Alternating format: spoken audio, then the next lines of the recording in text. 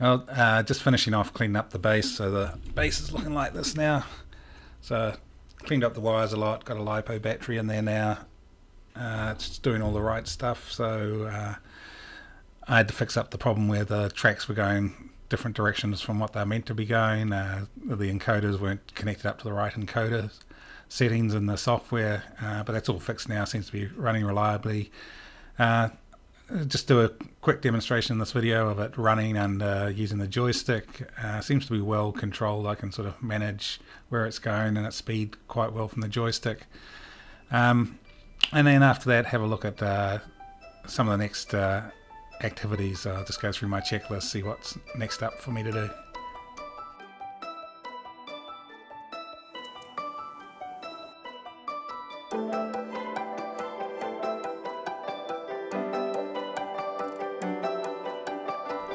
I had to play around with the motor polarity and connections. So here's looking at from the top of the board. We see in the back there's the battery holder and the voltage rails. We see the left side and the right side motors. We see where the motors connect into the H bridge, and then we see the GPIO pins that are being used. And then I just had to make sure that when I was setting up the base motor controller in main, that the GPIO pins reflect which motors are connected where. Okay, let's try running the robot base with the updated parameters. So we'll just run it forward at 40, and the tracks are moving in the right directions to go forward. Seem to be fairly much the same speed on the tracks, so that's looking good.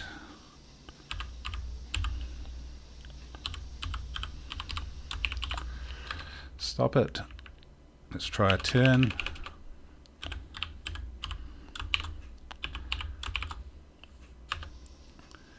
So the turns looks like it's doing the right thing. The tracks are moving in opposite directions, which you want for a turn, and they seem to be going about the same speeds as well. Let's try doing a turn the other direction at a different speed.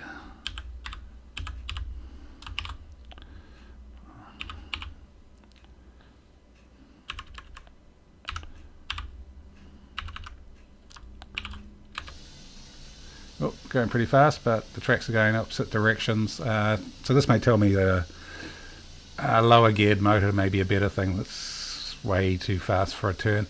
The other thing I noticed is the turns seem to be going in opposite direction to what I'd want. So for radians, it should turn anti-clockwise on a positive number, and it seems to be doing the opposite. So I'll fix that up in the code somewhere.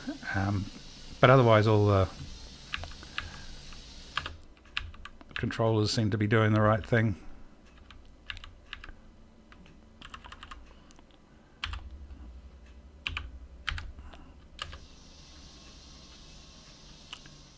So just a quick power test. I've got the base being powered from my power supply, so I can see what current's being drawn at 12 volts. So the base is going forward at 40%. And I've also connected the Raspberry Pi 4 up to the base's 5 volt power supply. So it should be all the current drain. Let's just push it up to 100% speed. So we're going 100% speed, still got the Raspberry Pi 4 connected, and in this case I'm seeing sometimes up to half an amp being drawn at 12 volts. So using that information, I could do a quick LiPo power drain calculation. So I'm expecting to use one of these batteries, so a 2020 milliamp hour LiPo battery, which provides 11.1 volts of voltage, which should be okay, even though my motor's a 12 volt. 11.1 volts is good. So doing the calculation, it'll be 2,200 milliamp per hour capacity on the battery, divided by, and I was seeing probably around 500 milliamps power draw at 12 volts when I just did those tests. Multiply by the 80% rule. You usually don't use 100% of LiPo battery capacity. So results in about, it's telling me 3.5 hours of capacity with that battery, which is way more than I need for battery on this robot, and it won't be going 100% speed for 3.5 hours as well. We'll have to see how that plays out in reality, but that's encouraging. Here's my first attempt at running my robot, mostly wirelessly. I still got the power wire plugged in. A lot of wires hanging out. It's not really finished yet. Just wanted to see if I connected things up like the Raspberry Pi and the base and everything, and use my joystick controller, whether everything would work.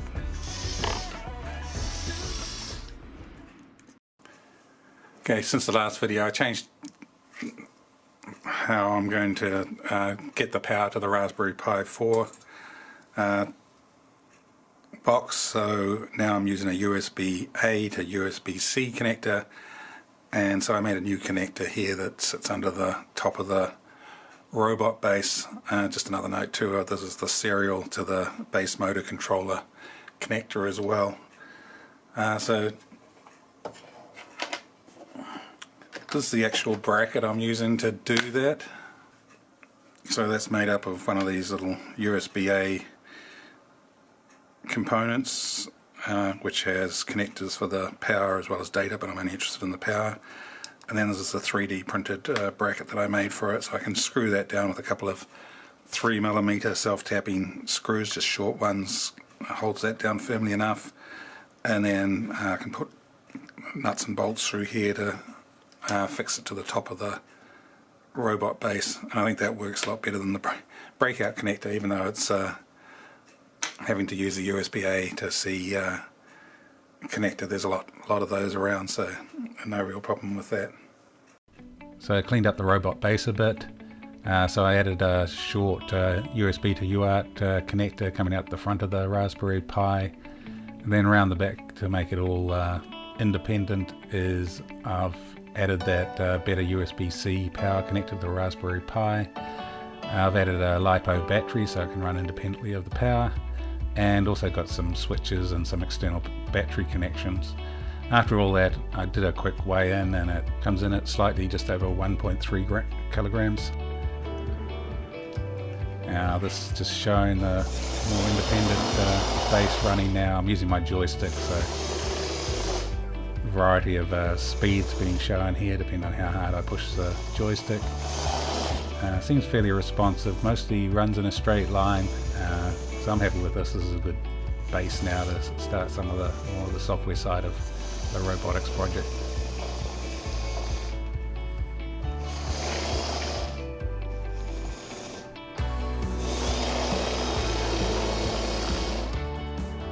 So let's go back to my checklist and see what we're planning for this phase of the project, which is called the robot build. So build the robot base. So I've done that, I've checked that off. So I'm ready to go and do some of this more software and more complicated robotic stuff. So I want to add a camera and LiDAR. I'll probably just do the camera first. I don't think I need the LiDAR until I get down to navigation. I'll just be thinking about what sort of structure I need to mount the LiDAR, but that's about that at that stage. I want to start putting some mapping in place for ROS2. So actually that's where I'll use the LiDAR as well, so probably rolling into that I'll start looking at adding a LiDAR as well and doing some sort of mapping of the environment as the robot moves around and build a map. Then after that will be to do the ROS2 navigation, so using the navigation packages and combination of any maps I've got, so that I can tell the robot where to go and I don't have to actually control it manually. I want to add some battery recharging. I'm not sure about this. Looks like LiPos can be a bit fussy, and I don't want them blowing up when I'm not in the house, so I may not do the battery recharging depending on what I find out about that. I want to add some robot reporting, telemetry. Let's have a look. So report on the environment, using some computer vision, report on the things it sees. So again, I want to do the cat detection, but also if objects have moved when it's going around the house. Add some robot tricks, so maybe add things like have it play a sound when I want it to, some routines to play with the cat if it detects a cat, maybe some audio stuff so it so I can listen for instructions like an echo. Maybe you can do things like have some lights on it that can turn on and off. And then finally, just the same sort of thing, tune it up, finalize the plan, and then get into the final phase, which is more the Firebase back end and the Angular stuff, where I can manage the robot through a back end, have it do all the things to look after the robot, and maybe also look after multiple robots and coordinate them.